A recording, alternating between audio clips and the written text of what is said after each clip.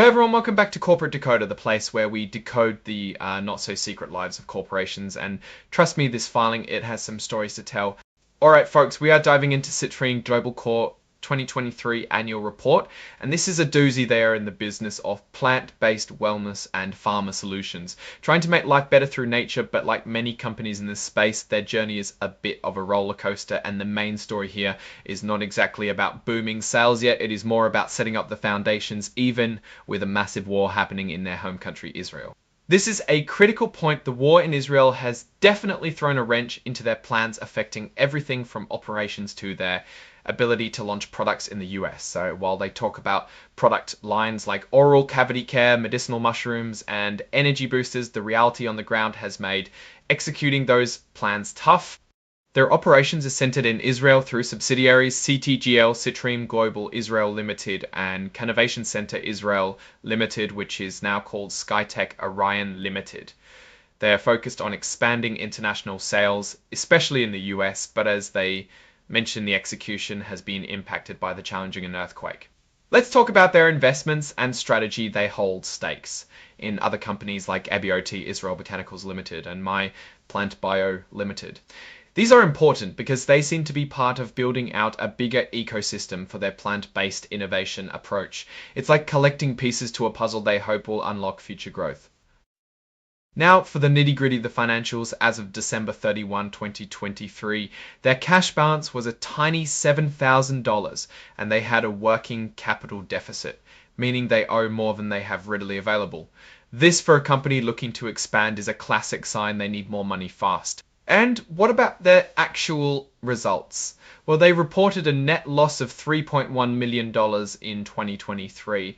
That's up from a loss of $2.6 million in 2022. So not only are they not making money, they're losing more than before. It's a tough situation to be in, especially when you're trying to build a business from the ground up. Their research and development expenses were $96,000 in 2023, which is a slight decrease from the previous year. This might seem small, but it reflects a company where much of the work is done by external people or consultants. Marketing, general and administrative expenses, however, jumped to $2.2 million in 2023, up from $1.8 million in 2022. The report points to non-cash share-based compensation as a big reason for this increase. It means they are giving out stock or options, which is a way to pay people, but it's not actually cash coming in or going out right away. Looking at cash flow, they used $9,900 in operations in 2023.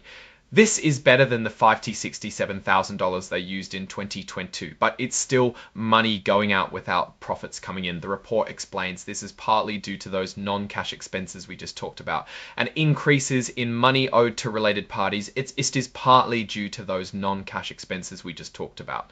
And increases in money owed to related parties. A big chunk of their debt is in convertible notes from related parties, totaling about $2.2 million. These are essentially loans that can turn into stock, and the terms of these loans have been extended multiple times, hinting at the company's ongoing need for funding and lenders trying to make sure they get paid back somehow. They also have stock options as part of compensating their employees and directors. As of December 2023, there were over 122 million options outstanding. These are promises to sell stock at a certain price in the future, and if the company's stock price goes up, these options become valuable. And who owns the company? Well, Ora El-Hara Sofa, their CEO and chairperson, holds a significant chunk of shares both directly and through various companies combined. She seems to have around 37% of the company's stock direction, which is common in smaller companies. Which is common in smaller companies, but something investors always watch. PEMD. They mentioned that their board of directors reviewed independence and found only one director, David Kretzmer, truly independent. The CEO and CFO are obviously not independent, and one director resigned. That's a bit of a red flag for good governance when you have so few truly independent eyes looking out for all shareholders. When we look at related person transactions, a lot of it circles back to the CEO, Ora El-Hara Sofa. Her consulting agreements and investments in companies she's involved with are clearly laid out. It shows an interconnected web of business dealings, which, while common, can sometimes lead to conflicts of interest.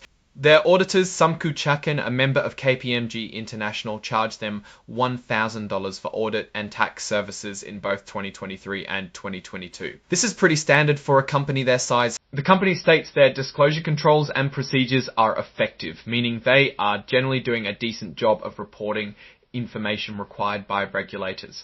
The same goes for their internal controls over financial reporting. They say everything is fine for now. Now, for my take on Citrine Global Corp's Citrine Global is in a very exciting but also very challenging market, plant-based wellness and pharma.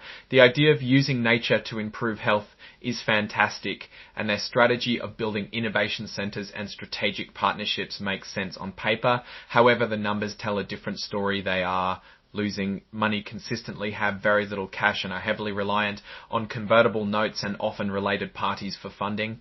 The ongoing war in Israel adds another layer of significant risk to their operations and their ability to execute their business plan. The increasing net loss and the small cash balance are the most concerning aspects here. It really highlights their need to secure substantial funding quickly or find a way to generate revenue and become profitable. If they can't get that funding or generate revenue soon, their ability to continue operating could be in serious doubt. The whole business model hinges on future growth and successful fundraising, which, given the current cash situation, is a major gamble. What do you think about their strategy and their financial health? Will they manage to navigate these tough times and deliver on their plant-based promises? Let me know your thoughts in the comments below. If you found this deep dive valuable, give this video a thumbs up and make sure to subscribe for more corporate decoder breakdowns. And for even more exclusive insights and to connect with other keen corporate analysts, join our Discord community linked in the video description. Thanks for watching, and we'll decode another company soon.